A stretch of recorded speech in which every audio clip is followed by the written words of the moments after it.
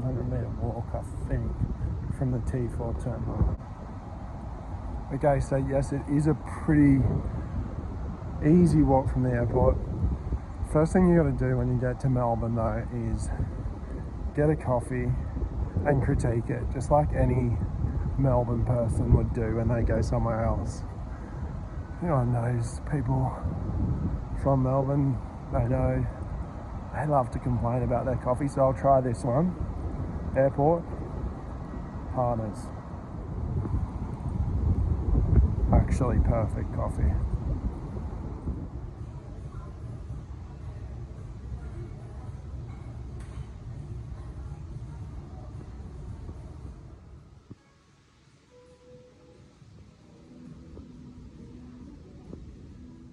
If you turn up at a hotel 2 hours prior to check-in and they instantly say, no, there's no rooms without looking, is that a red flag for you?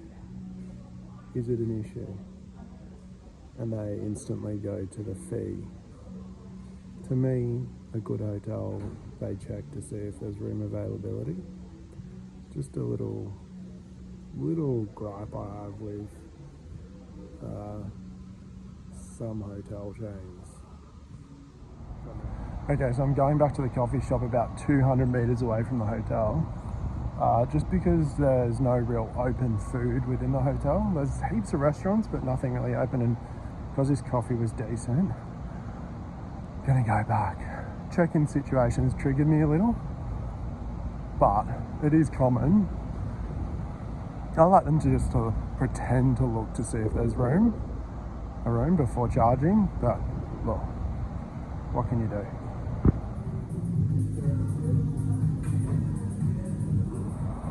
So for an airport coffee place, I'd rate that. I'd definitely go back. It's just an easy stop on the way. Decent, happy days. All right, let's see if this paid early check-in's available. So it's interesting, the Novotel and the Ibis are both in the same building. I was looking at each of them. I think the Novotel was like $50 more. They look like they're both at the same building anyway. Level 8? 9 levels.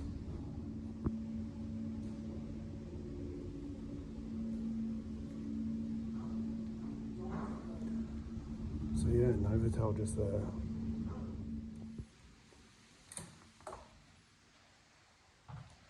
Okay, so Ibis, Styles Melbourne Airport. Right, so this room is it's the airport view room. If you're into that sort of thing, which I am, I like checking out the planes. It's slightly more expensive, but it was about $255 a night, and it's what are we talking? It's a Saturday night. Booked it last minute too.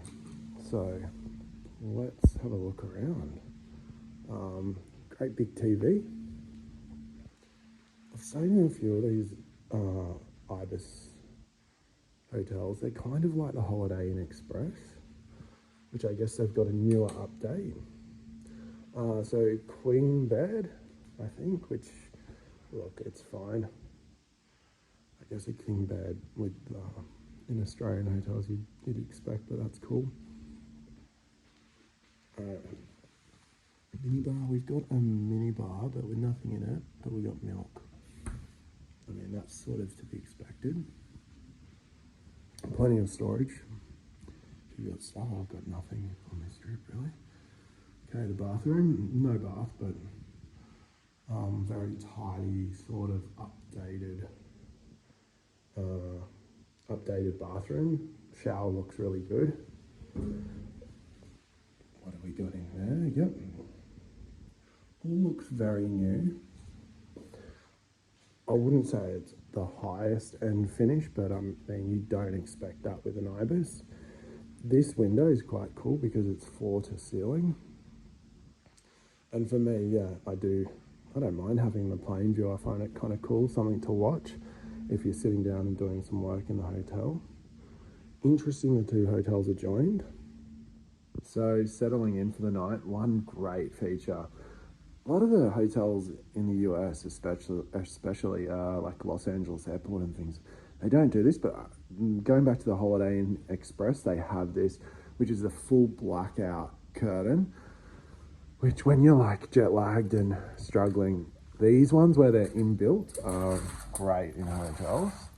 So it goes pitch black. So big pro on that.